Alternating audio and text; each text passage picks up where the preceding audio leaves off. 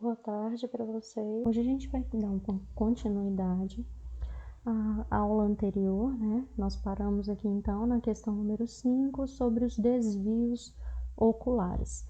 E agora a gente vai continuar então falando um pouquinho mais com relação ao exame físico dos olhos do paciente. Bom, essa imagem que está mostrando aqui para vocês, esse GIF, né? Ele demonstra algo que vocês podem um dia encontrar em algum paciente, que é o nistagmo. O que é esse nistagmo? Ele é um movimento repetitivo e involuntário dos olhos do paciente. Isso se dá devido ao nervo óptico, né? Com certeza um paciente que apresenta nistagmo, ele deve ter algum problema com relação ao nervo óptico na sua junção e na transmissão das informações. Por isso, esse tremor nos olhos do paciente. Nesse caso, como vocês podem ver nesse GIF aqui, é um nistagmo um pouco mais forte que a gente consegue perceber visualmente. Em alguns casos, o paciente vai apresentar um nistagmo de forma mais branda, não vai ser tão rápido quanto esse vídeo, mas o paciente pode também apresentar nistagmo de um olho só, um nistagmo unilateral. E aí a gente observa, né, justamente pelo tremor que vai acontecer nos olhos do paciente. A gente utiliza a pupila como um ponto de referência e a gente observa se ela se movimenta ou não. Continuando, vamos falar um pouquinho aqui agora sobre as conjuntivas do paciente. Bom, uma conjuntiva do paciente, como nós já vimos, é essa região da pálpebra inferior e na superior também. Só que como a inferior ela é mais fácil da gente observar, porque na inferior nós podemos tracionar, como vocês podem ver nessa foto aqui, né? A conjuntiva inferior é essa daqui e a superior é essa daqui. Então, na inferior a gente traciona, puxando, né? Com o dedo, a gente coloca o dedo e puxa, né? A parte de baixo.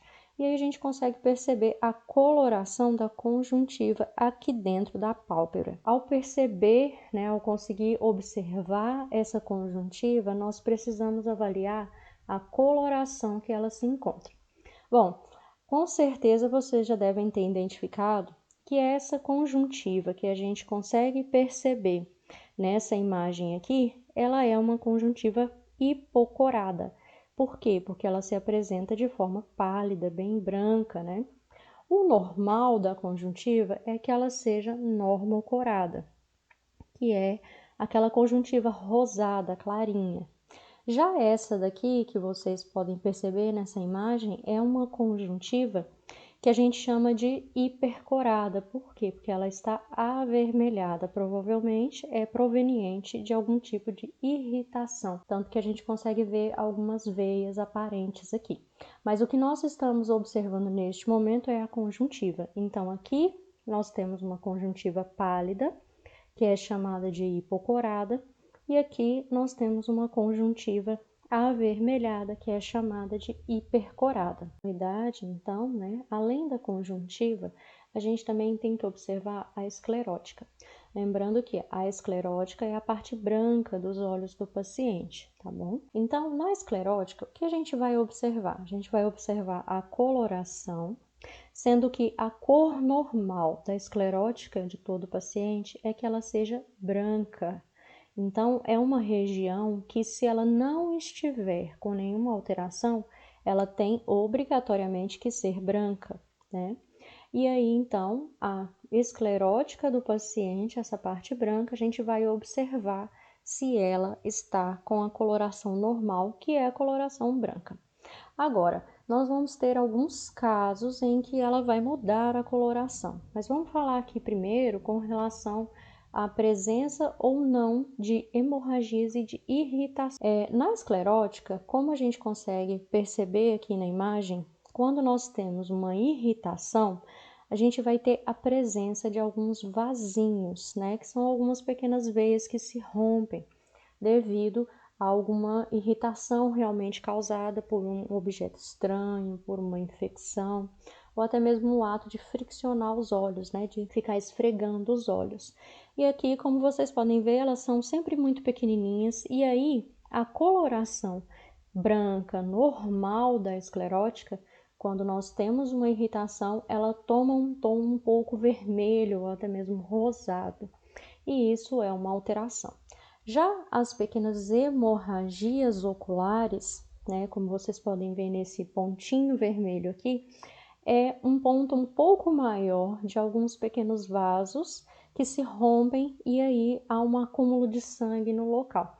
Essas hemorragias a gente tem que observar porque a maioria delas estão ligadas à pressão ocular ou aumento da pressão intracraniana.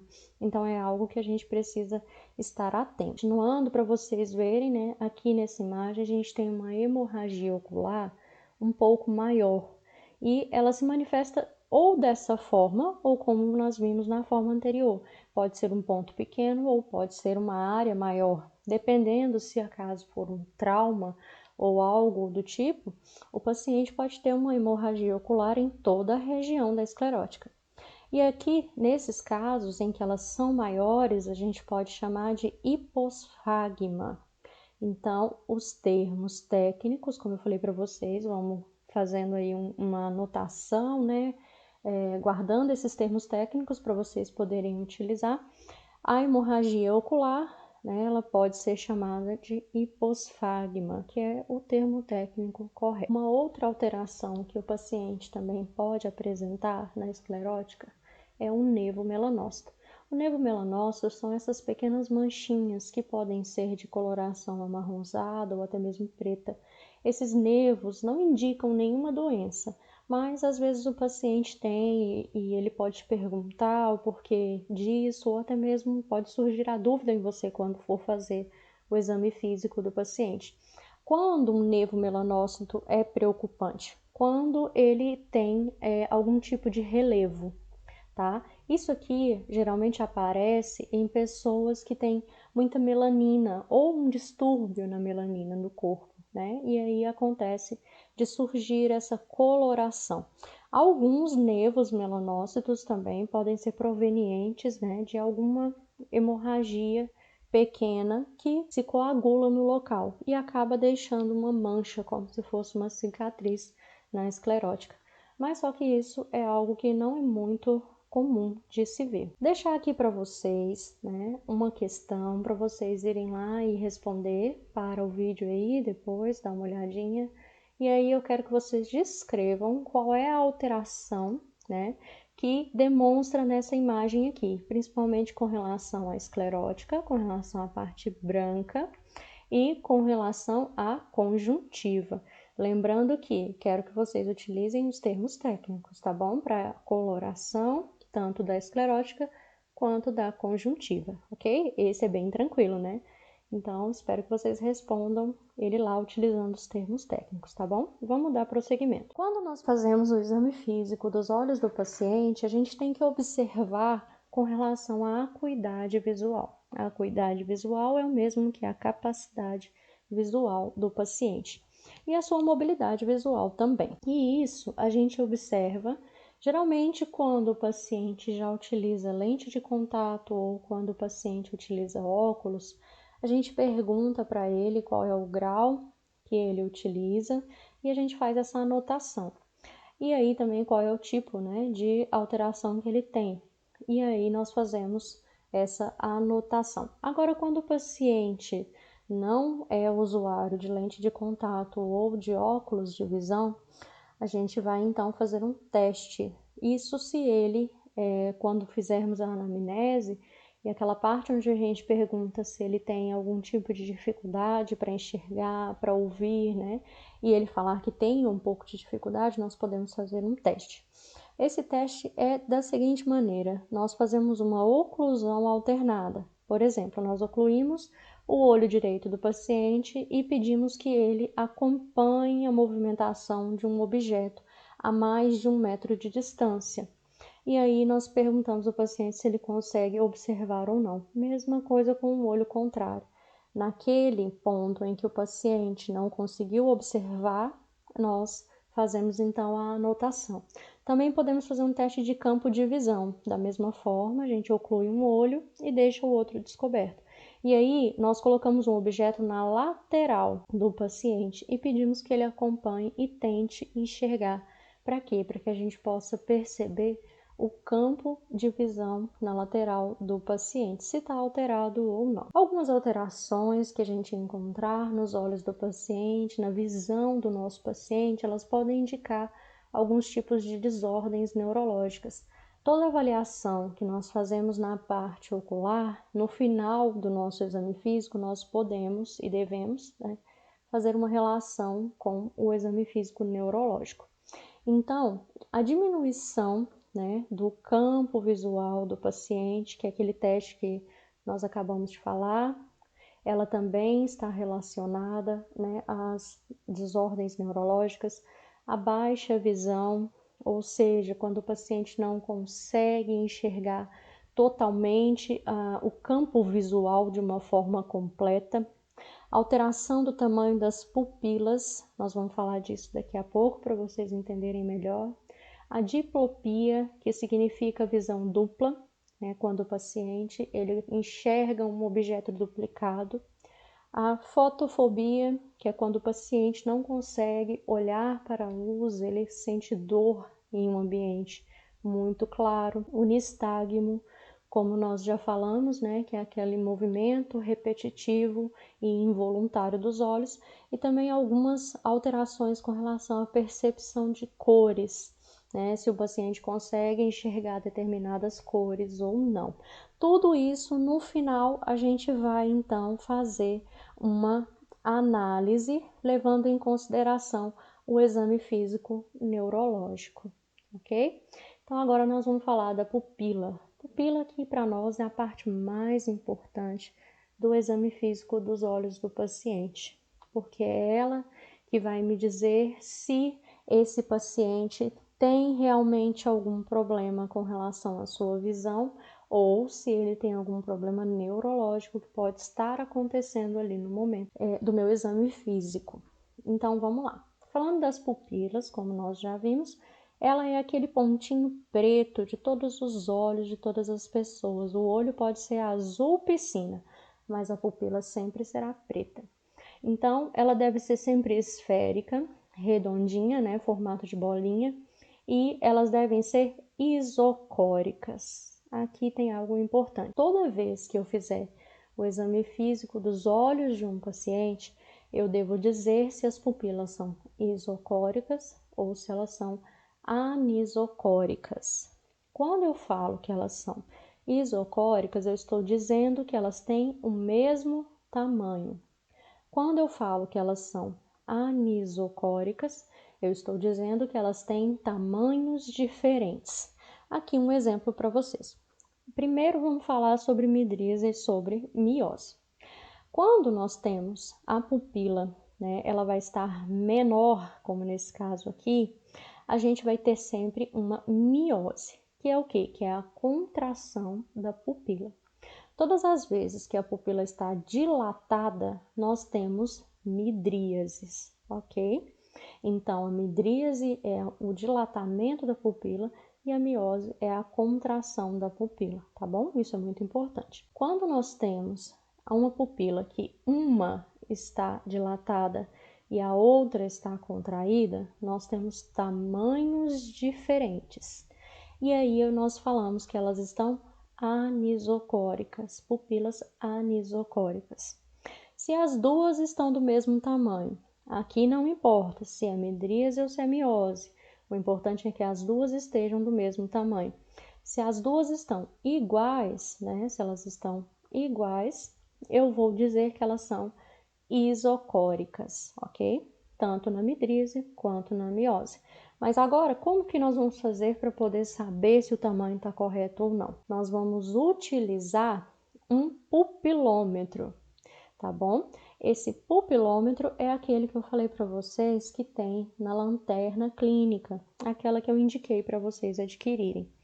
Esse pupilômetro é para vocês olharem aqui então na pupila do paciente e tentar aqui aproximar um valor. Aqui nesse exercício que vocês vão fazer, o exercício número 7, ele vai estar um pouquinho maior do que o normal, porque a imagem está aumentada para que vocês consigam perceber bem. Mas é importante que vocês tentem fazer essa análise e tentem então dizer qual desses números aqui abaixo, cada uma dessas pupilas se parecem. Por exemplo, né? Eu sei que não é esse aqui, porque eu quero deixar para vocês fazerem, mas, por exemplo, se você acha que essa pupila aqui, ela está com o número 9, a pupila da direita, número 9, você vai descrever pupila direita, número 9.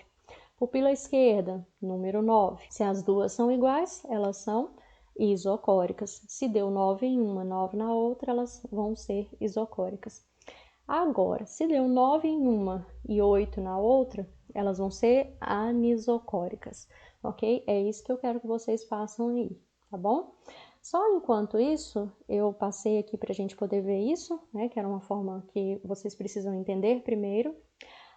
Uma condição que vocês podem um dia encontrar em algum paciente é a pupila de Adi, né? Essa condição, ela é a seguinte: o paciente vai apresentar permanentemente uma pupila em midríase e a outra em miose. Então, sempre o paciente vai ter uma pupila contraída e a outra dilatada. E isso vai ter pouca variação no teste de fotorreação, que é o que nós vamos falar daqui a pouco.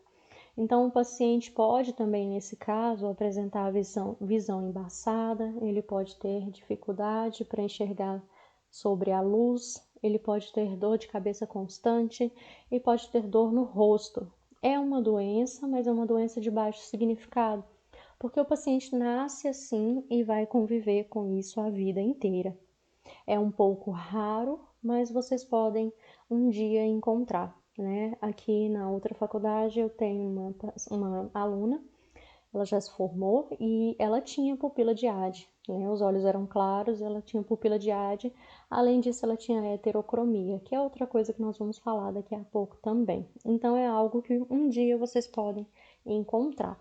Lembrando que é uma patologia, mas é uma patologia que o paciente vai conviver com ela para o resto da vida e, no geral, não vai trazer grande prejuízo para ele. Como eu falei para vocês anteriormente, né, o teste de fotorreação é algo que nós vamos fazer utilizando a lanterna de bolso. Por isso, né, como eu falei para vocês, é preciso comprar uma lanterna de luz branca de LED para que esse teste não tenha nenhum tipo de alteração. Como nós fazemos? Com a lanterna ligada, nós passamos a lanterna por sobre o olho do paciente, a uma distância de mais ou menos um palmo ou um pouco mais que isso. Nós não devemos chegar a lanterna muito próxima dos olhos do paciente. Um erro muito comum, os meninos no início do curso fazem muito isso, mas isso pode lesar a retina do paciente. Então, com a distância de mais de um palmo, talvez até mesmo um palmo e meio, a gente vai passar a lanterna, né? Nesse movimento, como eu estou fazendo aqui, ó, você passa e retira a lanterna, tá? E aí, quando nós passamos a lanterna, o que tem que acontecer? A pupila do paciente, ela tem que fazer uma constrição. Então, nós vamos ter uma miose quando eu passo a luz, né? Quando a luz passa por sobre a pupila. Quando eu retiro a luz, a pupila do paciente tem que sofrer uma dilatação. Então, aí nesse caso, nós teremos uma midríase. E aí, nós classificamos essa pupila como uma pupila fotorreativa ou não reativa. O que é isso? Se eu passei a lanterna e ela teve essa constrição, e aí eu retirei a lanterna e ela teve a sua dilatação, quer dizer que ela é fotorreativa. Agora, se acontecer, por exemplo, eu passar a lanterna, ela ter a constrição e depois ela não dilatar quando eu retirar, aí ela vai ser uma pupila não reativa, ok? A luz sobre a pupila do paciente, ela vai sofrer a contração. Eu retiro, ela fica dessa forma, ela vai sofrer a dilatação, tá bom? Agora vamos ver o videozinho. Conselhos que eu dou para vocês fazerem esse teste. Procurem um local que não tenha muita luz, né? E façam o teste não utilizando a luz do celular. Utilize uma lanterna clínica, porque a luz do celular ela vai dar muito reflexo, tá bom? Tentem observar esse ponto, que é a pupila do paciente, né? Achei bom ter feito esse teste em um olho castanho, porque realmente são os mais difíceis, mas tentem observar este ponto, ok? Observar mais uma vez. Olha só, a lanterna ela passa e volta. Quando ela passa, a gente tem que observar, então, a constrição da pupila. Quando ela volta, ó, a pupila vai aumentar, tá bom? Espero que tenha dado para vocês observarem. Eu vou mandar o vídeo para vocês. Na verdade, eu vou mandar os slides para vocês. E aí vocês vão poder observar de forma mais tranquila. Nos slides vocês podem parar e observar, né, como que foi feito isso aí. Mas aconselho que vocês tentem treinar em alguém na casa de vocês. De início, sei que vocês ainda não têm a lanterna, mas pode ser feito com a lanterninha do celular. Mas deixe uma distância boa, tá bom? Tentem aí em casa e depois me falem se vocês conseguiram observar a constrição e a dilatação pupilar. Além, né, aqui da questão da fotorreação que a gente observa, a gente também tem que observar a coloração da íris dos olhos do paciente, né? Que é o quê? É a região colorida. A íris é a região colorida dos olhos. E aí, se ela tiver a mesma cor nos dois lados, né, a mesma cor nos dois olhos, elas vão ser normais e isso se chama homocromia. Só que nós geralmente não classificamos quando as cores são normais, porque a importância para nós aqui é observar, né, caso for algo fora do comum. E aqui então, quando elas têm cores diferentes, né, quando um olho é de uma cor e o outro é de outra, nós chamamos de heterocromia. E a heterocromia vai ter então 3 divisões. A primeira é a heterocromia completa, quando, por exemplo, um olho é de uma cor e o outro é de outra cor, como por exemplo nesse caso, que um é azul e o outro marrom. Aqui nesse caso nós temos uma heterocromia setorial, ela não é completa, ela é setorial. Por quê? Porque apenas uma parte, né, é de uma cor diferente. Agora, nesse exemplo aqui, a gente tem uma heterocromia central, porque fica bem ao redor da pupila, a cor diferente nos olhos do paciente, tá bom?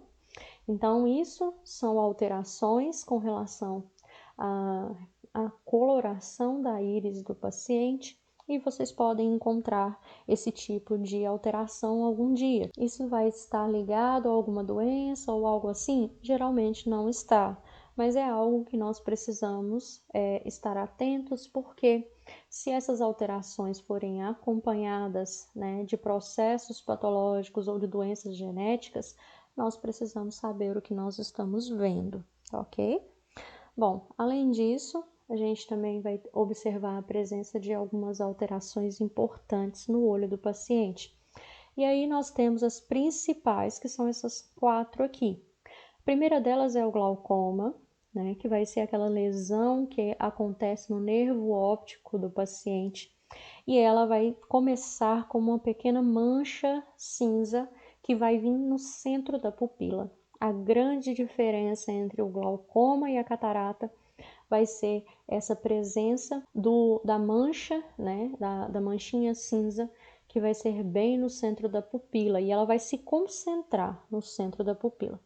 Já na catarata, né, nós vamos ter essa mancha, que ela é chamada de opacificação do cristalino, ela vai em toda a região do olho, ela vai não só na pupila, mas ela vai aparecer também na íris, na parte colorida do olho.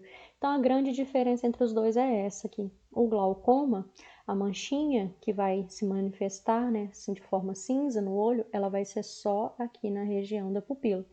E já na catarata vai ser não só na pupila, mas também em toda a região colorida do olho, em toda a íris do olho do paciente. Também nós podemos ter casos de pterígio, que é aquele crescimento do tecido, né, da córnea, do tecido aqui da esclerótica, que vai avançando em rumo ao centro do olho, né? O pessoal costuma dizer que é aquela carne crescendo no olho.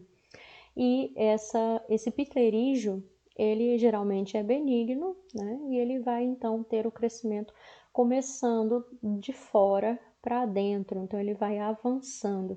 Nesse caso aqui é um pterígio já bem avançado, mas alguns pacientes podem ter apenas um pouquinho, né, de pterígio nessa região aqui, por exemplo. E aí a gente então faz uma anotação, né, e vamos aí então fazer um relatório com relação a isso quando encontrar algum tipo de alteração como essas nos olhos do paciente.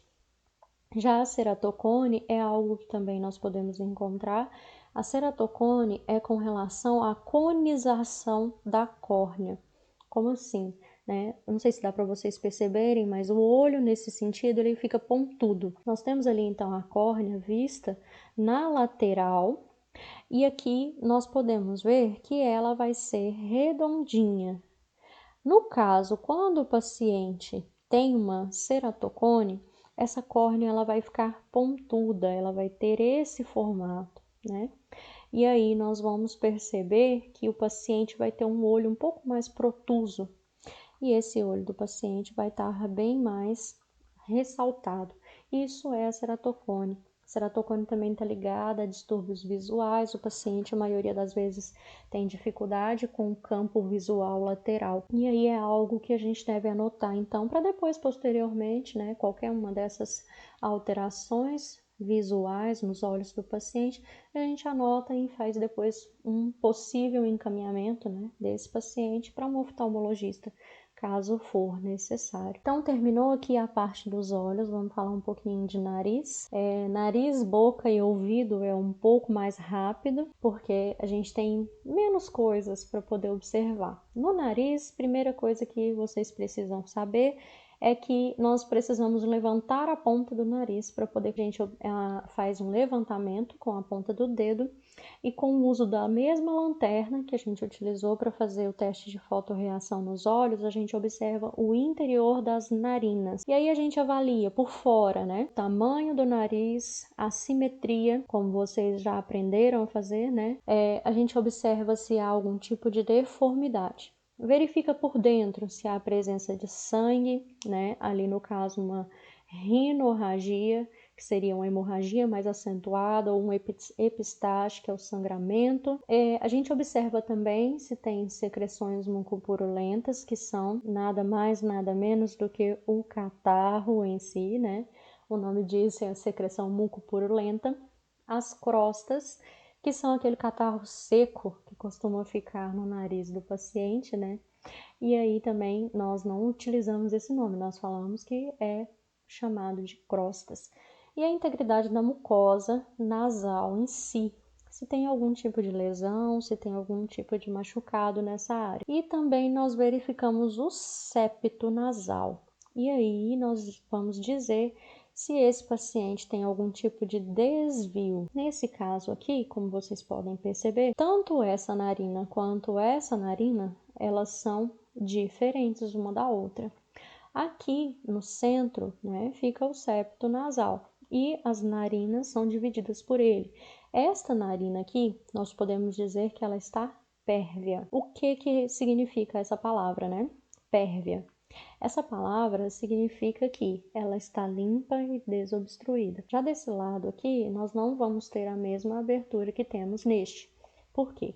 Neste lado, nós temos a presença aqui de um desvio septo-nasal. E isso provavelmente o paciente vai ter dificuldade para respirar devido ao fechamento dessa narina, né, que vai ser um desvio aqui no septo. E aí nós fazemos uma descrição da seguinte maneira: nós vamos descrever narina direita pérvia, narina esquerda não está pérvia devido à presença de desvio, ou simplesmente narina à esquerda com presença de desvio de septo, ok?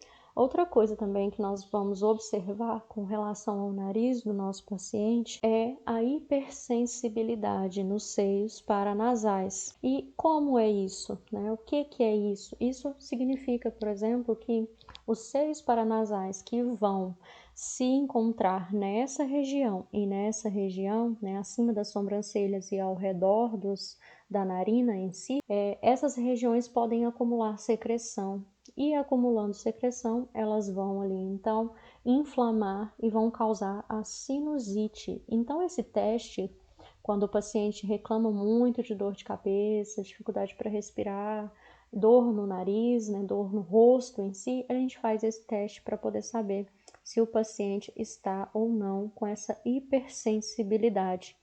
E aí, esse teste é feito dessa forma: você vai pressionar aqui no centro das sobrancelhas e embaixo dos olhos, bem ao lado do nariz. A gente faz as duas pressões e se o paciente sentir dor nesse momento, é um teste positivo. Se ele não sentir dor, não é positivo, significa que nesse momento ele não está com a sinusite. Bom, falando um pouquinho de ouvidos, para avaliar o ouvido do paciente, a gente deve puxar o lóbulo da orelha para trás e para baixo. Como assim, né? Nós devemos pegar aqui, como vocês podem ver nesse desenho, a gente deve pegar aqui então essa parte da orelha, o lóbulo, essa parte externa, como vocês veem aqui, e puxar para fora, né? E para baixo.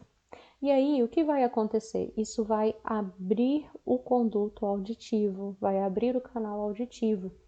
E aí a gente vai observar com a lanterna um aparelho que, se acaso vocês tiverem disponível onde vocês forem trabalhar e vocês podem utilizar, e é muito bom para isso, é o otoscópio, né? Ele é colocado aqui na ponta, né, da entrada aqui do canal auditivo. Na ponta dele tem uma luz que vai ser incidida justamente lá no tímpano, no fundo do ouvido, e por aqui vocês vão ter uma pequena lupa que vai aumentar um pouquinho a visão. E aí a gente consegue observar bem como está a questão do tímpano e do canal auditivo de um modo geral. Mas se nós não temos esse aparelho disponível, nós podemos utilizar a lanterna clínica. A gente vai fazer esse levantamento do lóbulo da orelha e nós vamos observar com a lanterna, como nós podemos ver dessa forma aqui. Observar a forma, né, do ouvido em si, o tamanho, a posição do ouvido em relação aos olhos do paciente, né, se ele é simétrico ou não. Por quê? Porque o ouvido e o olho do paciente precisam estar no mesmo alinhamento, não pode estar muito acima e nem muito abaixo. Presença de deformações na região externa e interna do ouvido, presença de nódulos, presença de cerume. Cerume é nada mais, nada menos do que a própria cera, né, produzida pelo ouvido. Agora, quando nós temos uma presença de sangue no ouvido do paciente, nós temos uma otorragia, né? Anota aí esse termo técnico. Presença de sangue no ouvido, nós temos otorragia. Já a presença de pus no ouvido, como vocês podem ver nessa imagem aqui, né? Nós chamamos de otorreia. Então, a presença de pus no ouvido é uma otorreia. Aqui nós temos uma imagem, questão número 8, para vocês responderem para mim aqui. E é para vocês analisarem, né, o ouvido do paciente. O que vocês podem observar nessa imagem, tá bom? É um lutador, né? E aqui eu quero que vocês observem com relação ao ouvido desse paciente, tá bom? Coloquei até uma linhazinha aqui para ajudar. Vamos falar agora da boca para a gente terminar essa parte. Bom, na boca a gente observa por fora, né, a coloração dos lábios do paciente. A gente vai dizer se está normocorado, hipocorado ou hipercorado. A integridade da pele. Isso se tem algum tipo de lesão, né? Se tem algum tipo de machucado, algum corte. E a hidratação, né? Como nós podemos ver nessa imagem aqui, por exemplo, esse lábio está totalmente desidratado e nós temos algumas pequenas lesões, né? E é isso que a gente vai observar no lábio exterior. Já na parte de dentro da boca do nosso paciente, nós vamos observar a coloração da cavidade oral, observar o hálito do paciente, né? Apenas pelo ato dele abrir a boca e eu fazer a avaliação, eu já consigo perceber se o hálito está presente ou não. E também algumas alterações que vocês podem encontrar são os lábios leporinos e as fendas palatinas. Provavelmente vocês já devem ter ouvido falar ou já devem ter visto crianças ou foto de crianças, né, com lábio leporino e fenda palatina. E vocês podem acabar encontrando, né, crianças, é muito mais comum, ou vocês podem encontrar até mesmo adultos, né, com alguma dessas alterações. Bom, primeiro que o palato do paciente, essa parte de dentro da boca, do céu da boca, ele tem que ser íntegro, né? Ele não pode ter nenhum tipo de fenda, não pode ter nenhum tipo de machucado. E aqui por fora nós temos o lábio que vai ter ligação com a narina. Isso aqui é o normal. Agora, quando nós temos lábio leporino, eu não estou falando de palato, estou falando da parte de fora, que vai ter a ligação aqui com o nariz. Então, nós podemos ter um lábio leporino unilateral, em apenas um lado da narina, ou um lábio leporino bilateral, dos dois lados da narina. Agora, a fenda palatina já não tem nada por fora, nesse caso aqui, quando é apenas fenda palatina. Aí o paciente vai ter, né, uma abertura no palato, que vai comunicar junto aqui com o nariz do paciente, só que por dentro. E aí esse paciente, se for uma criança, vai ter dificuldade para deglutir, né? Esse paciente vai ter dificuldade para respirar. E geralmente a cirurgia é muito tranquila, né? E pode ser feita para se fazer o fechamento, tanto da fenda palatina quanto do lábio leporino. Então, lábio leporino é quando é só por fora e fenda palatina é quando é só por dentro. Agora a gente pode ter a associação dos dois. Aqui, por exemplo, nós temos um lábio leporino com fenda palatina unilateral, ou seja, somente desse lado aqui. E essa aqui ela é total, né? Tem toda a comunicação aqui. Nesse exemplo, nós temos um lábio leporino bilateral com fenda palatina, ou seja, a gente tem essa abertura dos dois lados. Exercício número 9 para vocês fazerem, né? Descrevam para mim qual é o tipo de alteração que vocês conseguem observar aqui na figura 1 e na figura número 2, ok? Então, vocês vão descrever qual é o tipo de observação. Só para dizer se é lábio leporino, se é fenda palatina, apenas isso, tá bom? Com relação à boca, né, utilizando da lanterna, nós vamos fazer então uma avaliação da região oral de um modo geral. E aí vocês vão observar os lábios do paciente, os dentes, a língua, as mucosas, o palato, que é o céu da boca, as fossas das amígdalas, que é lá na garganta do paciente, as gengivas e a região sublingual. De preferência, nós podemos pedir o paciente para fazer esses movimentos, né? Aqui nesse movimento nós observamos as mucosas e também os dentes, né? Tanto embaixo quanto em cima. Nesse movimento nós podemos observar a língua, nesse daqui também, e aqui as mucosas na lateral. Nesse movimento que nós podemos pedir o paciente para fazer, nós podemos observar o palato e também a garganta do paciente. E aqui, levantando a língua, nós podemos observar a região sublingual e a presença do frênulo lingual, que é esse daqui, né? Que as mães costumam chamar geralmente de freio da língua, né? Mas o nome correto é frênulo sublingual. Com a ajuda de uma espátula também, nós podemos observar a garganta do nosso paciente, observar a úvula e, aqui no caso, as amígdalas, né? E aí nós pedimos o paciente para abrir a boca e utilizamos a espátula. É importante que essa espátula seja descartável, a gente utiliza para o paciente, depois joga ela fora. E essa espátula, nós não podemos chegar ela muito dentro da boca do paciente, porque senão pode provocar vômito, tá bom? Também com relação aos dentes, a gente vai observar a presença dos dentes, quantidade. Não preciso contar dente por dente, né? Mas a gente precisa ver se estão faltando dentes, se tem espaços, né? Se tem presença de cáries e a higiene de um modo geral. Aqui nós apresentamos dois casos, tá bom? Que vocês podem acabar encontrando. Um caso de anodontia, quando nós temos a ausência de um dente, como nesse exemplo aqui, né? Nós temos aqui o espaço certinho de um dente, e aí a gente sabe que esse dente, ele caiu recentemente ou o paciente perdeu. E aí nós vamos perguntar também para o paciente, né? Se ele perdeu o dente, se ele arrancou, se o dente nunca nasceu. Em casos em que o dente nunca nasceu, é uma condição chamada de agenesia, que é quando o paciente, então, nunca nasceu aquele dente. E aí, nesses casos, tem que fazer um tratamento dentário, né? Até mesmo um implante depois. E aí é fácil da gente saber, né? Uma que a gente vai observar o espaço. Se houver espaço para um dente ali, provavelmente é a anodontia. Por quê? Porque na agenesia, os dentes adjacentes, os dentes que estão ao redor, eles vão tomar o espaço do dente que falta.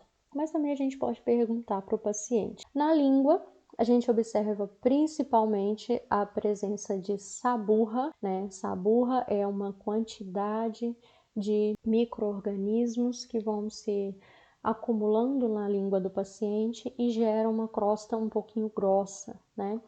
Aqui no grau 0 quer dizer que não tem nenhum tipo de saburra. Aqui no grau 1, a saburra vem até essa área aqui. Então, é no fundo, bem no fundo aqui da língua do paciente, né? Essa parte branca, que dá a sensação de que é como se fosse uma secreção, né? Que está por cima da língua. E isso pode chegar até tampar a língua toda, como aqui no grau 5. Aqui no grau 2, ela vem até mais ou menos aqui assim. Aqui no grau 3, a gente já tem, ó, um espalhamento, né? Ela vai fazer essa ponta aqui. Nós vamos ter um espalhamento dessa secreção. No grau 4, ela já vem quase que até a ponta da língua. E no 5 é a língua inteira tomada, né, por essa secreção. Isso está ligado a problemas gástricos, né? Tá ligado a má absorção de nutrientes, está ligado a má higiene também. E a saburra amarelada também está ligada ao fumo, né? E aí a gente vai observar na língua do paciente a presença ou não da saburra, se ela estiver presente, dizer qual é o grau. Bom, na gengiva do paciente, a gente vai observar se tem alguns casos de sangramento, como vocês podem ver aqui. Casos de gengivite, que é aquela região um pouco mais edemaciada, um pouco mais inchada, e vai estar avermelhada também. E aqui, nesse exemplo, vocês podem ver a hiperplasia gengival, que é aquela gengiva que cresce demasiadamente, né? E aí, nesses casos, na presença de algum desses alterações, nós podemos encaminhar o paciente para um serviço odontológico. Alguns casos peculiares que vocês podem encontrar é a hipossalivação, né? Quando o paciente tem pouca saliva, o trismo, né, que é o que a gente também chama de bruxismo, que é quando o paciente range os dentes, a ageusia, a hipogeusia ou a diseugia. O que é isso? É com relação à sensação do paladar do paciente. Se acaso o paciente tenha perda total do paladar, a gente chama de ageusia. Se ele está com redução do paladar, se chama hipogeusia. Se ele está com uma alteração, ele não perdeu totalmente o paladar, mas ele está sentindo um gosto metálico, um gosto diferente do normal, se chama disgeusia, ok? Isso aí a gente vai saber perguntando o paciente. Algumas alterações também que vocês podem encontrar, infecções fúngicas, né? Se manifestam geralmente por essas placas brancas na região da boca, né? E no caso aqui, uma Candida albicans. Vocês podem encontrar algumas hemorragias na região da boca do paciente, principalmente em casos de traumas.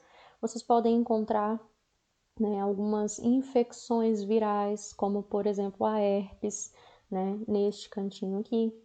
Vocês podem encontrar mucosite, que é essa região um pouco avermelhada da boca do paciente, devido à medicação muito comum em tratamento de quimioterapia, de radioterapia, né? E também essa formação de pequenas placas, que também podem ser por causa da mucosite no paciente que tiver um tratamento de medicação forte. Bom, nesse exemplo aqui, né, nós podemos observar nesse paciente aqui a perda dos dentes superiores, né? Neste caso aqui é uma anodontia, né? A língua desse paciente, vocês podem observar que tem uma sarburra, ela vem até aqui, quase até a ponta da língua do paciente, a ponta da língua dele provavelmente está por aqui. Então, aqui nós temos uma sarburra grau 4, né? E aí vocês podem observar que os dentes, provavelmente nós temos algumas cáries, a higienização não está muito boa, né? A gente pode observar por aqui. E, de um modo geral, é dessa forma que nós observamos, então, a região da boca do paciente. Espero que vocês tenham entendido. Nossa primeira avaliação vai até essa avaliação aqui da boca, né, do paciente. E aí, terminando as avaliações, nós vamos iniciar, então, com a parte de pescoço. Qualquer dúvida, vocês podem me procurar. Bons estudos, se cuidem e até mais.